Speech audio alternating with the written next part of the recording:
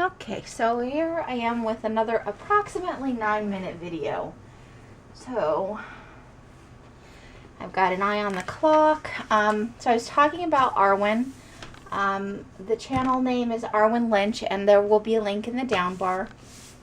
So I've been keeping track. Bullet journaling is largely about to-do lists and stuff like that. And at the beginning of this one, or maybe not even, it was probably my last one. This one has largely been, well, here's some to-do lists with the moon and the weather. And I like these pages, but I've fallen out of the habit of making to-do lists, which is probably not good. I do some tarot stuff in here of my own, kind of my own daily draws and study, but you know, I have been having a lot of trouble staying focused on things. So what I've mostly been recording are the weekly tarotscopes that Arwen does on her channel. And so a tarotscope is a tarot reading with the horoscope, with astrological information taken into account as the cards are being drawn.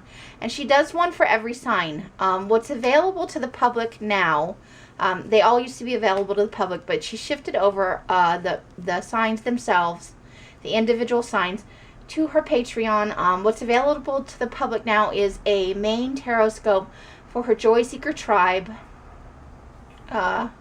family, kind of, you know, her community. Her idea of community is Joy Seekers. And I hope I'm not misspeaking what she's trying to do with her community and her channel. That's how I understand it. So I've been watching these for probably about a year now, and I find them helpful, and it's kind of a fun way to engage with the tarot. It's a way I had never thought about using the tarot. So it's been a fun process for me. And so what you get is an oracle card, and then she does a 3-card draw for each sign. And in the main one, she does the same thing, but it's just general for the general public, for the feeling of that week, and for things to watch out for and focus on, and, you know, things to contemplate, that sort of thing. And with the oracle card, you get a message and then an affirmation. So if you were to watch the main tarotscope, and then she recommends you do your sun sign, your moon sign, and your rising sign. So if you were to do all of those, you know, if you were to watch the main tarotscope and take that affirmation, and then here is my sun sign, I'm in Aries, and take that affirmation. My rising is Aquarius, and take that affirmation, and then my moon sign is a Cancer. So a total of 4 affirmations. So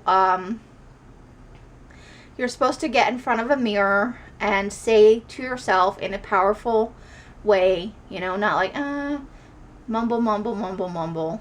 This one was, today I make myself safe. You wouldn't be like, today I make myself safe. You would get in the mirror and project with some sense of self and power. Today I make myself safe 3 times for each affirmation while looking at yourself in the mirror. And that's a way to reinforce that energy and that message with yourself. And I really like that. I have not been diligent about using the affirmations. I have mostly been using the 3 cards drawing portion of that, but I have been recently starting to use the affirmations more. So the 3 cards are theme, blessing, and challenge for the week. And I have really enjoyed this process. And so when she moved over to Patreon with the rest of them, I had only just really started to use that information in my weekly, you know, thinking about how I'm going to go about things. So I went ahead and joined Patreon. For $5, you can get access to all the signs. It's a live reading. If you know, it's a live thing where she does it. So you can log in at the beginning. It's done every Sunday, although I think the Sunday is not happening because she's traveling for an event. So typically it's every Sunday. You get a message from Patreon that she's going live. And so you'll be in there with other Patreons, and you can watch the whole thing, or you can wait until she's not live streaming and just watch your specific bit. And there's usually someone every week who puts in the time. So if you're just interested in your sun sign or your sun, moon, and rising, you can easily click on those if you're, you know, a little patient for waiting for somebody to do that. But I take notes on those and I refer back to it throughout the week. But what I will probably be doing is getting back into more to-dos, but I still want to have the information from the tarotscopes and for other things that I'm doing. So in a book like this, I will have all of those things, but it won't last very long because there's just not, you know, a ton of pages in here. But this is more artistic and personalized and made by me from start to finish. And that's not everybody's cup of tea, but that's, you know, I have the time right now, and I have, you know, it's enjoyable for me. If it ever becomes work and I feel like, oh, I'm so sick of doing this, then I'll go back to a bought book. But, you know, I showed you the images. So with the, I still have a few minutes left, with like the snake, the owl, and the spider, I would keep those for personal use, and I would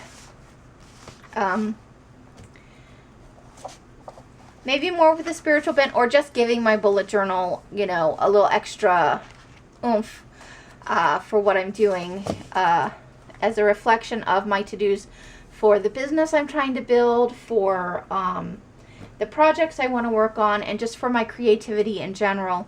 I'm trying to give, I felt a calling a while ago, and I kind of didn't pay attention to it as much as I should have.